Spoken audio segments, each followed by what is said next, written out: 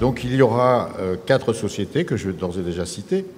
Webinage, spécialisé logiciels applicatifs, Work & Co, espace coworking, SBE, création logicielle, et puis Orange. Donc Work & Co, c'est un espace de coworking basé à Dunkerque qui fait espace partagé, location de bureaux, location de salles pour les séminaires et réception d'entreprises également. On a un petit espace de restauration et une crèche. Avant que ce soit des murs et un bâtiment agréable, c'est une communauté de personnes qui l'utilisent, qui est vraiment le centre de notre projet. Donc aujourd'hui, on a 37 personnes qui utilisent ce bâtiment de manière récurrente, plus une centaine d'entreprises pour les séminaires. Comment on est arrivé à construire cette communauté, qui est une communauté pas digitale, mais une communauté physique. Donc, du coup, nous, on a utilisé les outils numériques comme levier pour les communautés de personnes, enfin pour l'humain. On a commencé à exister numériquement bien avant l'ouverture de notre entreprise. Pour créer cette communauté, on a ouvert nos sites internet, nos réseaux sociaux, etc. On a également lancé une campagne de financement participatif, donc ça nous a pris vraiment beaucoup de temps. Et les retours, par contre, sont intéressants parce que c'est un échange. Le numérique, dans ce cas-là, est vraiment un échange. On ne l'a pas utilisé de manière unidirectionnelle, mais pour créer une relation entre les personnes qui reçoivent l'information et nous-mêmes. Si l'on récapitule, le numérique qui a été utilisé pour fédérer une communauté, pour préparer la création donc de Work & Co et pour entretenir une communauté par la suite, et surtout du numérique au service de l'humain, au service de la mise en relation. Je dirige une entreprise qui est à Boulogne-sur-Mer et qui s'appelle SBE, le premier centre en France de réparation de téléphones mobiles. La digitalisation, c'est la conséquence directe du numérique, à mes yeux. C'est ce qui va permettre de mieux exploiter toutes ces données. On a on a foultitude de données dans tous les domaines et elles ne sont pas forcément très bien utilisées. Et par la digitalisation, on va développer ce qu'on appelle le data mining, le data analyse et réinventer les modèles du passé. Comment on a vécu la digitalisation chez SBE? On peut se dire que notre métier, c'est plus il y a de téléphones qui tombent en panne, plus ils arrivent à Saint-Léonard, à la sortie de Boulogne-sur-Mer, plus on les répare et plus on a d'activité. Mais en fait, si on était resté sur ce positionnement-là, année après année, les constructeurs seraient venus et puis nous auraient dit les volumes augmentent, vous devez baisser vos prix. Donc on s'est dit, il faut qu'on trouve des nouveaux concepts. Et là, on a exploité le numérique et la digitalisation en essayant de proposer des solutions de diagnostic en ligne et en développant ce qu'on appelle de l'instantanéité dans le diagnostic, dans la réparation, et en proposant ça aux opérateurs de télécom, aux grands constructeurs de matériel d'électronique qui sont des acteurs internationaux tels que Samsung, Sony, LG, et j'en passe et d'autres. Et en fait, pour moi, la digitalisation aujourd'hui, c'est repenser au début de ce 21e siècle l'ensemble des process qui ont pu exister et qui correspondaient bien au taylorisme et, je dirais, à la période des 30 Glorieuses et à la période de la fin de ce 20e siècle, et rentrer dans le 21e en repensant complètement les modèles. Alors ça concerne les entreprises, ça concerne les administrations, ça concerne la fiscalité, voilà, ça peut tout concerner. Notre métier est justement d'accompagner nos clients professionnels dans leur transformation numérique. Alors qu'est-ce que ça veut dire, transformation numérique? 3 choses. D'abord du conseil, l'assistance maîtrise d'ouvrage, construire la feuille de route avec eux. Deuxièmement, on met aussi les mains dans le cambouis, c'est-à-dire on intègre des logiciels tiers, ou alors on est également éditeur d'un logiciel plus spécialisé vers le monde de l'habitat, en l'occurrence vers les bailleurs sociaux. Ne pas rester seul, rentrer dans les bons réseaux. Alors le premier réseau dans lequel Webinage est rentré, c'est Réseau Entreprendre. Très important, être accompagné et écouter aussi la bonne parole. Deuxième réseau, très important pour Webinage, le CJD, échanger, apprendre le métier d'entrepreneur et notamment le nouveau modèle économique, n'est-ce pas, cher Président, et ça c'est très important de ne pas être seul et de dialoguer et d'échanger entre entrepreneurs. Et puis troisième réseau très important, Cap Numérique, association Côte d'Opale de passionnés du numérique. Alors j'en viens à 3 autres éléments de recette. La première, c'est partir des enjeux. À quels enjeux d'entreprise on veut contribuer.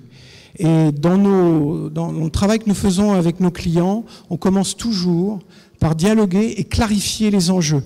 Deuxième enjeu, pratiquer l'agilité.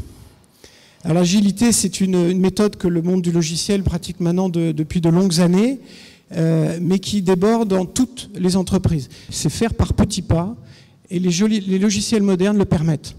Du coup, on risque beaucoup moins en coûts, on risque beaucoup moins en risque pour son métier. À tout moment, on met le projet numérique dans la main des clients, des collaborateurs, avant d'aller à l'étape suivante. Troisième recette, oser les logiciels libres, appelés open source en anglais. Ce sont des logiciels, il y a 10 ans, qui étaient encore des bricolages. Maintenant, il y a des logiciels libres, c'est-à-dire développés par une communauté de développeurs et mis à votre disposition gratuitement pour 0 coût de licence. 1. Personnaliser votre métier, à votre langage, à vos habitudes, à vos procédures. 2. Mettre suffisamment d'efforts sur l'accompagnement du changement. Le groupe Orange, et ça a été dit tout à l'heure, a décidé dans son projet qui s'appelle Essentiel 2020, sur l'étape 2015-2020, de rentrer dans le digital, mais plus que de rentrer, c'est de le mettre en application en interne au groupe. Une expérience Orange incomparable, c'est-à-dire que nos clients, on veut garder leur confiance, et donc pour garder leur confiance, on a besoin d'être à côté d'eux, que ce soit physiquement ou numériquement. Les 6 symboles qui nous conduisent à gérer au quotidien nos clients, on veut bien que ça touche chacun d'entre nous, que ce soit dans le monde du travail ou à la maison. Aujourd'hui, on a en moyenne 6 objets connectés à la maison. Demain, ça va être 10, 15, 20. Donc on voit bien que les objets connectés, qu'on le veuille ou non, vont bouleverser notre quotidien, que ce soit à la maison ou au travail. On a créé, on va dire, des mini-universités, le Orange Digital Inside. C'est quoi? C'est d'abord préparer nos managers, chose qu'on n'a pas citée tout à l'heure, mais le top management, s'il n'est pas impliqué, il faut faire ce que vous voulez, ça ne marche pas. Donc, clairement, accélérer la digitalisation, à travers ce que je viens de vous dire, pour accompagner la transformation du groupe. Sensibilisation, formation et équiper les salariés. La sensibilisation, la ligne managériale, la formation à travers essentiellement le e-learning et la fameuse Digital Academy, entre autres, les écoles métiers, les écoles réseau, les écoles services clients, pour lesquelles les collaborateurs en relation client sont formés, sont coachés et sont essentiellement aussi accompagnés sur cette utilisation du numérique. Le principal message était de dire qu'un groupe comme Orange, un groupe international comme Orange, a commencé sa transformation depuis de nombreuses années et que la période 2015-2020 va être très essentielle pour le groupe dans la digitalisation de ses processus et de son fonctionnement. C'est que chacun doit faire pour son entreprise cette transition, pour utiliser ce levier du numérique pour soit améliorer la qualité de vie au travail des employés, ou l'expérience client, ou le service client, ou la relation client. Oui, on le sait, mais maintenant il faut le faire. Physiquement, où est ce Fab Lab? Et ensuite, est-ce qu'on peut revenir sur la définition d'un Fab Lab? Qu'est-ce que c'est au juste et qu'est-ce qu'on y fait? Et pour qui est-ce que c'est? Bien, bonjour. Donc un Fab Lab, c'est donc un concept qui est né aux États-Unis. Donc Fab Lab, d'abord, c'est 2 mots. Hein. C'est Fabrication Laboratory, donc, en français, des laboratoires de fabrication, et avec un petit mot supplémentaire, numérique en France. Donc Fab Lab étant une marque déposée, en France, on parle plutôt d'atelier de fabrication numérique. Parce qu'en fait, le principe du Fab Lab, c'est pas une société de service, c'est pas un lieu où on vient passer commande et chercher son matériel quand il est réalisé. Vous venez avec vos idées, on les partage, on vous aide à les matérialiser grâce aux outils, aux machines, qui sont des machines à commande numérique, la plupart. Hein, donc c'est des machines qu'on pilote par informatique et qui permettent de réaliser un certain nombre de projets. Mais vous êtes là pour aider et pour faire en sorte qu'en fait, ceux qui ont des idées, ceux qui ont des projets, puissent exploiter ces machines donc à temps partiel. Donc là, on est carrément dans l'économie collaborative. Les machines sont faciles à utiliser et elles permettent effectivement de réaliser toutes sortes de projets. Je dirais qu'on pourrait un peu répondre à quasiment tout ce qu'on peut imaginer aujourd'hui. C'est aussi bien dans le domaine de la mécanique, de l'électronique. Enfin voilà, je dirais qu'on est très étonné en fait. C'est très difficile en fait d'expliquer ce qu'on peut faire parce que on est très surpris en fait de ce que viennent faire aujourd'hui les gens dans le Fab Lab. Je veux dire, les idées, c'est vous qui les avez en fait. C'est pas nous qui les avons, c'est vous qui venez avec vos idées et en fait on les met en œuvre. Les machines que nous avons travaillent évidemment toutes sortes de matériaux, hein. Ça peut être le plastique, le bois, le métal, dans certaines façons. Le tissu, le cuir, le papier. On peut faire vraiment, avec les machines qu'on a actuellement, vraiment plein de choses. La seule limite, en fin de compte, c'est vous. Donc, c'est pas les matériaux, en fin de compte, c'est plus vos idées, vos projets qui vont vous limiter plus que les matériaux. Aujourd'hui, notamment grâce à l'impression 3D, on va conceptualiser son projet et on va le concevoir, l'améliorer jusqu'à temps qu'on arrive au produit final. Ensuite, on va passer à la phase industrielle. L'enseignement le plus intéressant, c'est qu'un Fab Lab, ce n'est pas une unité de production à grande échelle, mais ça sert à prototyper, à tâtonner, à valider une idée, un concept, et après de lancer une petite série pour voir si le modèle fonctionne et s'il y a une appétence dans le marché. C'est inciter les entreprises à découvrir un lieu de fabrication numérique, puisque c'était tout l'objet de cette soirée, c'est de montrer que les choses vont très vite, que les entreprises doivent se transformer, et cette transformation elle ne pourra passer que par le digital. Le Fab Lab est un des enjeux de cette transformation, puisqu'on peut partir d'une idée jusqu'à la réalisation. Donc effectivement, je suis là pour aiguiller, indiquer les bonnes solutions et porter l'idée au projet en fin de compte et finaliser la transformation de l'idée à quelque chose de concret et pourquoi pas faire un business derrière qui peut fonctionner.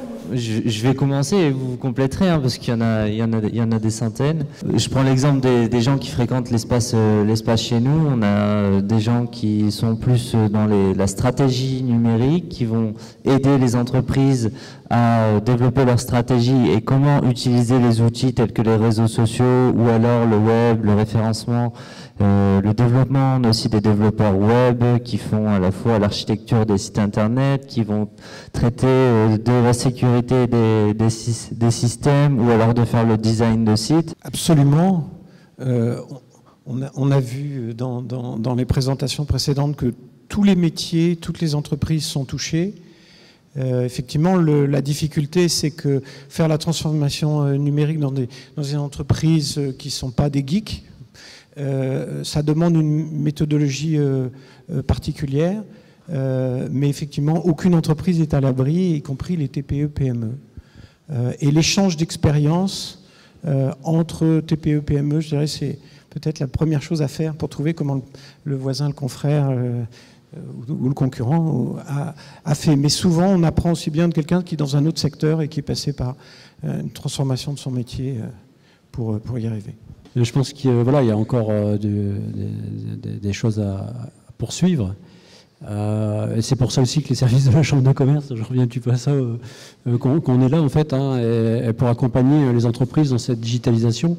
Et à tout niveau, ça commence dès la prise de conscience. Il y a beaucoup de choses qui peuvent être faites dès qu'on se pose la question en fait de la transformation digitale. D'accord, donc de la digitalisation pour faire de la gain de performance ou ce genre de choses, sans nécessairement tout casser la baraque. J'ai regardé ça en tant que président de la Chambre de commerce Côte d'Opale, mais aussi en tant que président du port, puis en tant que chef d'entreprise. Et je crois que dès demain, dans mon entreprise, je pense qu'on va réfléchir à certaines adaptations.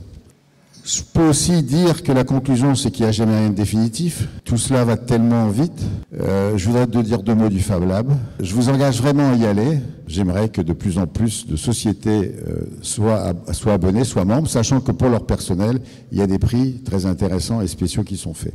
Voilà, puis vous avez vu que nous avons, entre Stéphane Moitret et puis M. Zunquin, 2 personnes qui sont très intéressées à la réussite de ce Fab Lab, qui, je vous le répète, est quand même au nord de Paris, un des Fab Labs les plus performants, si ce n'est pas le plus performant. Il est sur la Côte d'Opale.